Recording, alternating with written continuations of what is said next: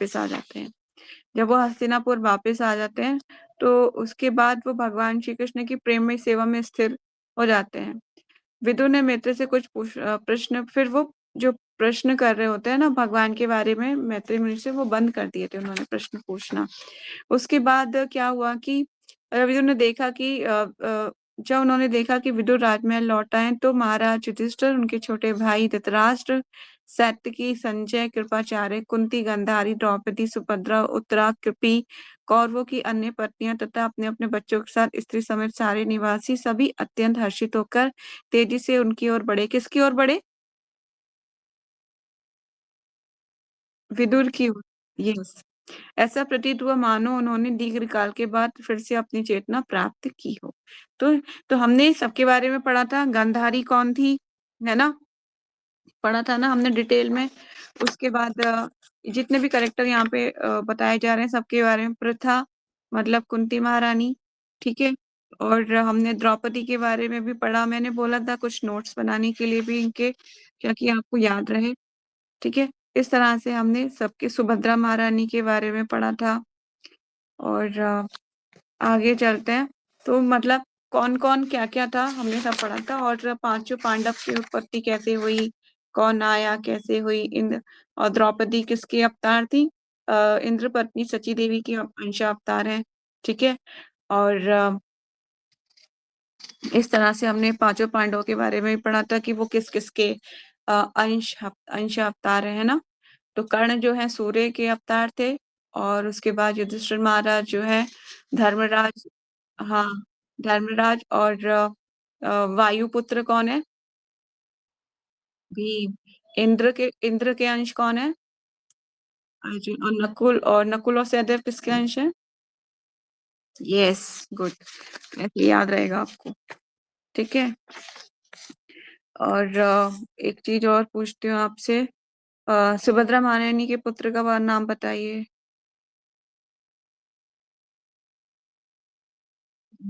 उनकी पत्नी? यस। उत्तरा के पुत्र?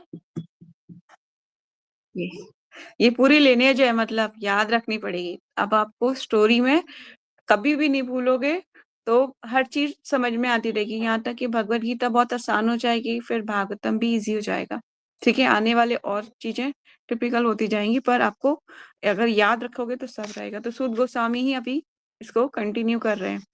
चलते हैं आगे।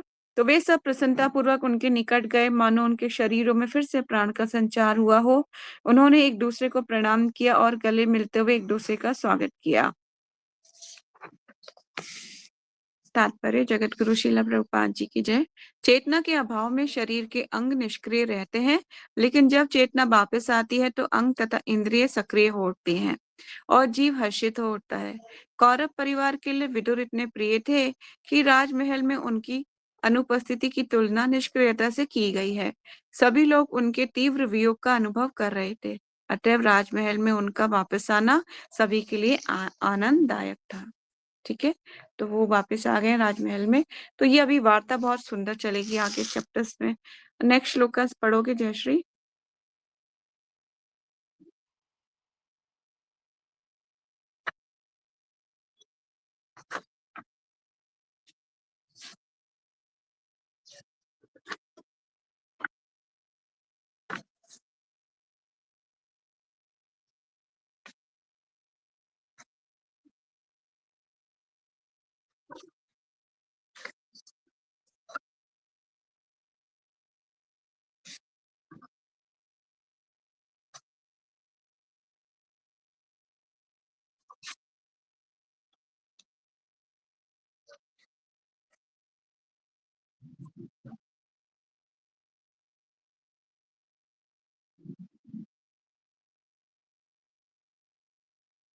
हम्म, तो बोल रहे हैं कि चिंता तथा लंबे वियोग के कारण काफी मतलब जब ना युधिष्ठिर ने, सॉरी, दुर्योधन ने जब ना उनका अपमान कर दिया था विदुर जी का, तो वो ना गृह त्याग कर दिया था उन्होंने। अब बहुत बुरी तरीके से उनका जो है अपमान किया गया। तो वो चले जाते हैं और फिर वो जाते हैं और फिर मैत्री मुनि से मिलते हैं। तो काफ़ी लंबे समय के बाद वापस आते हैं, तो सब लोग रुदन करने लगे और राजा युधिष्ठिर ने उनके बैठने के लिए आसन की व्यवस्था की और उनका सत्कार किया। क्योंकि वो किसके तुल्य थे? वो उनके चाचा जी थे, एक, है ना? आगे चलते हैं, श्लोकस नंबर 7।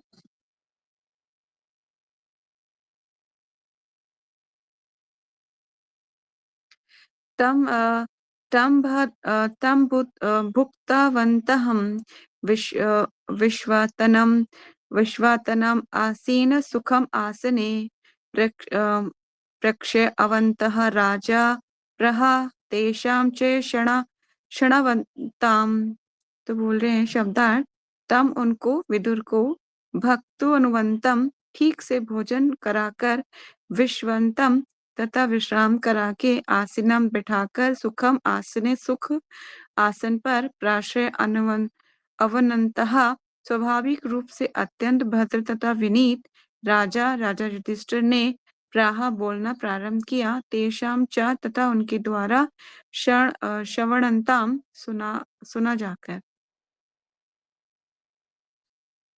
जब विदुर ठीक से भोजन कर चुके और पर्याप्त विश्राम कर लेने पर उन्हें सुखदायक आसन पर बिठाया गया, तब राजा ने उनसे बोलना शुरू किया और वहां उपस्थित सारे लोग सुनने लगे। क्योंकि वो तीर्थाटन से आए हैं और वो अपना एक्सपीरियंस शेयर करेंगे सब लोगों को, है ना? तो तात्पर्य में देखते हैं प्रभुपाद जी क्या कह रहे हैं। राजा युधिष्ठिर अपने पारिवारिक सदस्य तक का स्वागत करने में पटु थे। देखिए, जब पहले ज़माने में जो होता था, को भी मतलब सत्कार करना एक बहुत बेसिक नीड्स मानी जाती थी कि बेसिक एटिकेट है। पर आजकल इस चीज़ को लोगों ने खो दिया है, ठीक है? लेकिन ये बहुत इम्पोर्टेंट है। अभी जब हम भागवतम के 5th कैंटो में पहुँचेंगे, होपफुली पहुँचे कोशिश तो रहेगी, बाकी तो कह नहीं सकते। अगर 5th कैंटो के में जो है 28 नरकों का वर्णन है, तो वहाँ पे भी एक तरीके का नर्क ऐसा भी आता है जहाँ घर पे आए अतिथि का आप स्वागत नहीं करते, तो उसके लिए भी एक नर्क है। ठीक है? सभी पारिवारिक सदस्यों ने विदुर का गला मिलते विदुर सदस्यों ने विदुर का गले मिलते हुए तथा अभिवादन द्वारा सत्कार किया। तत्पश्चात स्नान एवं समुचित भोजन की व्यवस्था की। फिर पर्याप्त विश्राम करने दिया गया। विश्राम के बाद उन्होंने बैठने के लिए सुखद आसन प्रदान किया गया। ऐसा नहीं है कि आए और बोला कि चलो चलो जल्दी हो जाए, बिछाओ, बोलना शुरू कीजिए, आप बोलना शुरू कीजिए। उन्होंने क्या किया, उनको विश्राम करने दिया अच्छे से, भोजन वोजन के बाद। उसके बाद उन्हें एक आसन प्रदान किया गया। तब राजा ने परिवार की तथा अन्य विषयों की बातें शुरू की। प्रिय मित्र या वहां यहाँ तक कि शत्रु के भी स्वागत की यही उचित विधि है। प्रभुपाद जी बता रहे हैं, कोई प्रिय मित्र हो या कोई शत्रु भी क्यों ना हो, उसके स्वागत की भी यही उचित विधि होती है। भारतीय नीति शास्त्र के अनुसार, हाईलाइट कर सकते हो उसको, भारतीय नीति शास्त्र के अनुसार घर आए शत्रु का भी इसी तरह स्वागत होना चाहिए कि उसे भय की प्रतीति ना हो। शत्रु सदैव सदैव अपने शत्रु से भयभीत रहता है, किंतु जब शत्रु के घर कोई शत्रु आए तो ऐसा नहीं होना चाहिए। इसका अर्थ ये हुआ कि घर आए व्यक्ति का कुटुंबी के समान सत्कार होना चाहिए। तो विदुर जैसे कुटुंबी का कहना ही क्या, जो परिवार के सभी सदस्यों के शुभचिंतक थे। इसी प्रकार महाराज युधिष्ठिर तथा अन्य सभी सदस्यों की उपस्थिति में विदुर से बोले। ठीक है?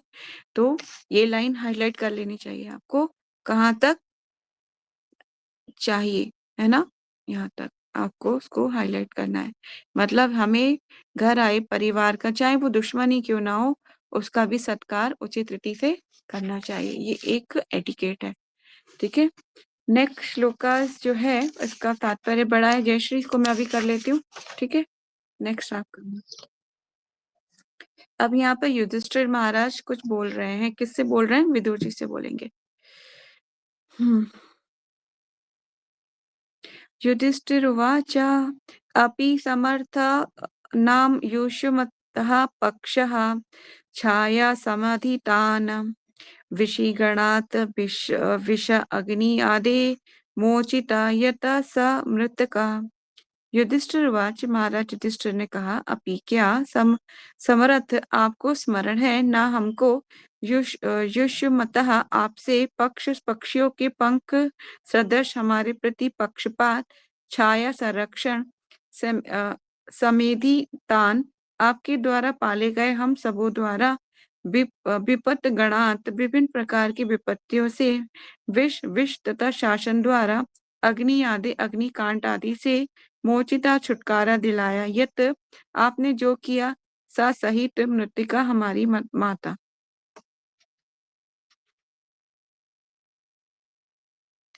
महाराज युधिष्ठिर ने कहा वो याद कर रहे वो चीजें सारी जो मतलब जिसमें विदुर जी ने उनकी सहायता की थी। ठीक है।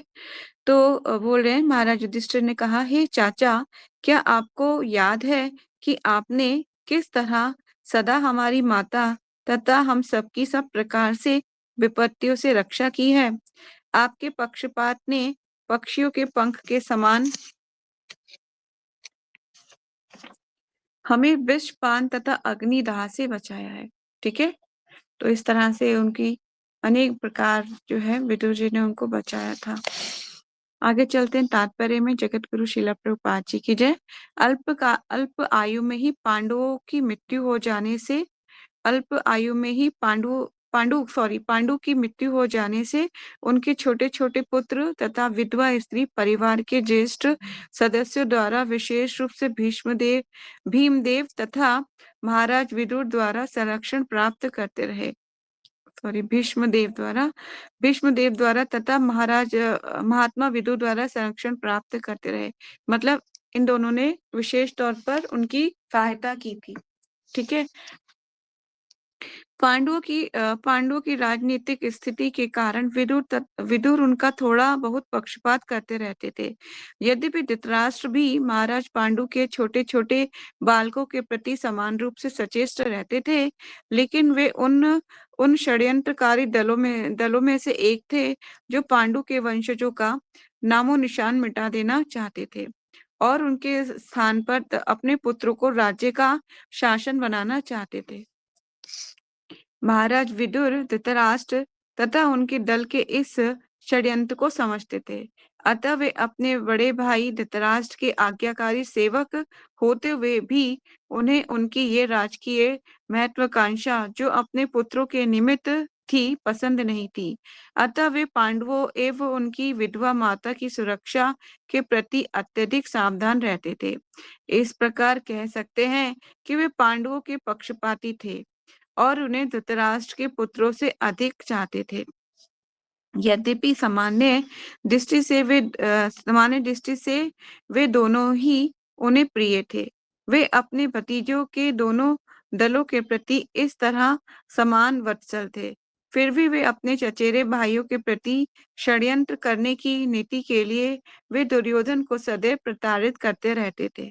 वे अपने अग्रज की आलोचना अपने पुत्रों को बढ़ावा देने की नीति के लिए करते रहते, किंतु साथ ही पांडवों की विशेष संरक्षण प्रदान करने के प्रति सदैव सतर्क रहते।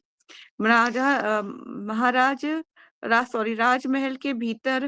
राजमहल के भीतर विदुर के ये सारे कार्यकलाप उन्हें पांडवों का पक्षपाती घोषित करने वाले थे। महाराज युधिष्ठिर ने विदुर के घर में दीर्घकालीन तीर्थाटन के लिए जाने के पूर्व विगत इतिहास का उल्लेख किया है। महाराज युधिष्ठिर ने उन्हें याद दिलाई कि वे कुरुक्षेत्र जैसे घोर पारिवारिक दुर्घटना के बाद भी अपने बड़े हो चुके भतीजों के प्रति कितने दयालु तथा पक्षपाती बने रहे। कुरुक्षेत्र युद्ध के पूर्व धृतराष्ट्र की नीति ये थी कि वे अपने भतीजों का सफाया शांतिपूर्ण ढंग से कर दे। मतलब वो ये चाहते थे कुरुक्षेत्र के धृतराष्ट्र की ये लोग जो है मर जाए, मतलब शांतिपूर्ण ढंग से, कुछ भी ऐसा ना हो, मतलब मेरे पे कोई बात ना आ जाए। ठीक है। अतः उन्होंने पुरोचन को आज्ञा दी कि वे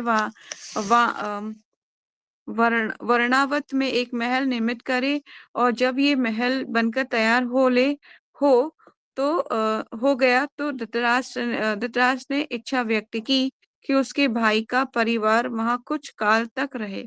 जब सारे पांडु राजकुल के अन्य सदस्यों की उपस्थिति में वहां वहां जा रहे थे, तो विदुर ने अत्यंत चालाकी से पांडवों को धृतराष्ट्र की भावी योजना की जानकारी दी। इसका विशेष वर्णन महाभारत आदि पर्व 114 में हुआ है। उन्होंने अप्रत्यक्ष रूप से उन्हें संकेत दिया।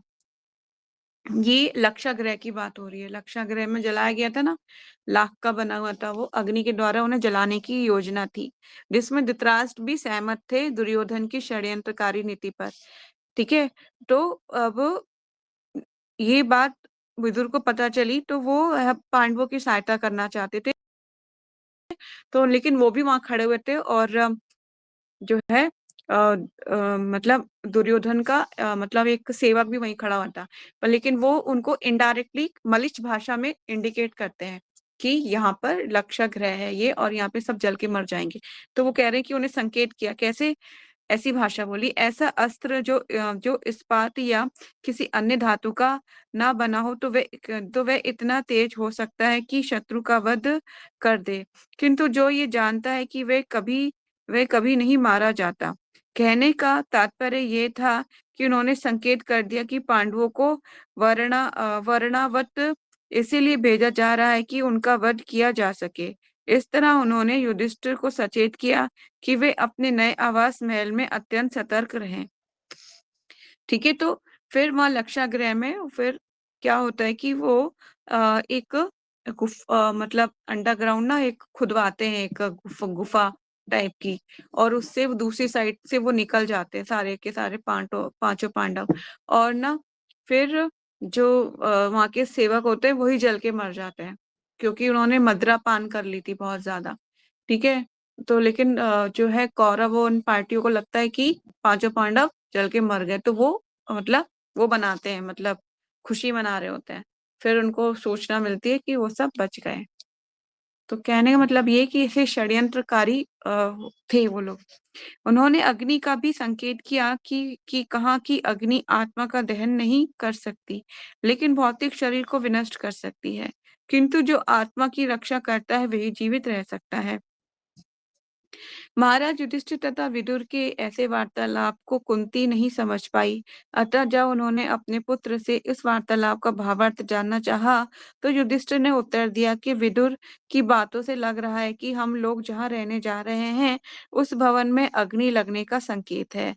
बाद में विदुर अपना वेश बदलकर पांडवों के पास पहुंचे और उन्हें सूचित किया कि शुक्ल पक्ष की चतुर्दशी को द्वारपाल महल में आग लगाएगा। तो ये धृतराष्ट्र का षड्यंत्र था कि पांडव अपनी माता समेत एक साथ मर जाएं। उनके सचेत करने से पांडव पृथ्वी के नीचे बनी सुरंग के द्वारा बच निकले, किंतु उनके बचने के का समाचार धृतराष्ट्र को ज्ञात न हो सका। यहाँ तक कि अग्नि लगने के बाद सारे कौरव पांडवों की मृत्यु के प्रति इतने आश्वस्त थे कि धृतराष्ट्र ने अत्यंत प्रसन्नतापूर्वक उनके अंतिम संस्कार को भी संपन्न कर डाले तथा शोक की अवधि में भी महल के सारे सदस्यों को शोकमग्न थे। मतलब उनके संस्कार भी कर डाले, मतलब इतने इतने ज्यादा वो थे वो। किंतु विदुर ने शोक नहीं मनाया, क्योंकि उन्हें पता था कि सारे पांडव कहीं पर जीवित हैं। विपत्तियों में ऐसे अनेक उदाहरण दिए जा सकते हैं, जब उन सबों में विदुर ने एक और जहां पांडवों को संरक्षण प्रदान किया, और दूसरी ओर अपने भाई धृतराष्ट्र के ऐसे षड्यंत्रकारी नीतियों से रोकते रहे। इसीलिए वे पांडवों के प्रति उसी तरह पक्षपात करते रहे, जिस प्रकार पक्षी अपने पंख से अंडों की रक्षा करता है। बहुत सुंदर एनालॉजी दे रहे हैं प्रभुपाद जी। यस। तो नेक्स्ट श्लोका से एक और लेंगे। ठीक है, जल्दी से जयश्री एक पढ़ दो, श्लोका नंबर 9।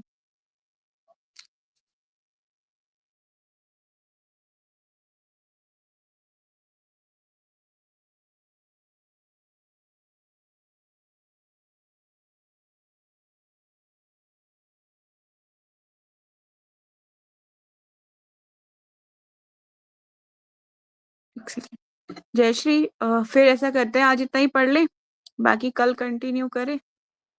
मेरी सीसी की क्लास है 8 बजे से। ठीक है, तो अभी कोई डाउट हो तो आप पूछ सकते हो मेरे को।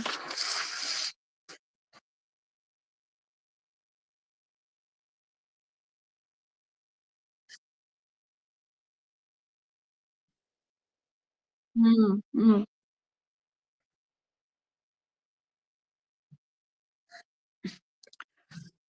अभी ये कौरव एंड पार्टी जैसे कि भगवत गीता में भगवान बोलते हैं ना कि कई तरह के आतताई होते हैं, वो वध करने योग्य है वो। तो वो वध भगवान ने उनकी पहले ही प्लानिंग पूरी प्लानिंग कर ली थी कि उनका वध किया जाएगा। ठीक है ना? अब क्या हुआ कि वो शुद्ध होके मरे, मतलब कि कुरुक्षेत्र में जहाँ भगवान स्वयं उपस्थित थे, तो वो नरक कैसे जाएँगे बताइए ना? जहाँ पे वो भगवान को स्वयं देख रहे हैं, शास्त्र में तो यही वर्णन है ना कि अगर मरते समय कोई भगवान को देख रहा है, तो वो तो नरक कैसे जा सकता है? तो ये सारे नरक नहीं गए, वो सारे स्वर्ग गए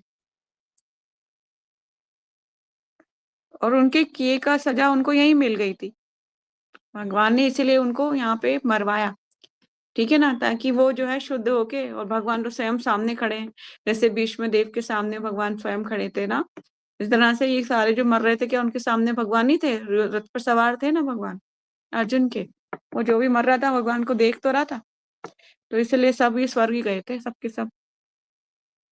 लेकिन ये सारी लीलाओं में अलग-अलग लोग थे, जो अलग-अलग देवी-देवता, है ना? यक्ष, गंधर्व सब बन के आए थे भगवान की लीलाओं में सहयोग करने के लिए। तो कलयुग का रूप तो दुर्योधन था ही, आपको पता है ना? तो इसीलिए ये सब लीलाओं का पार्ट है। तो भगवान ये भी भगवत गीता और जैसे हमारे शास्त्र के द्वारा हमें ये सीखने को मिलता है कि हमें किस तरह से रहना चाहिए। नहीं तो अगर ऐसे कुछ कृत्य हम करेंगे तो क्या होगा, हम ऐसे ही मारे जाएँगे, है ना? काल के द्वारा ऐसी ही गति होगी। ठीक है, और कोई क्वेश्चन?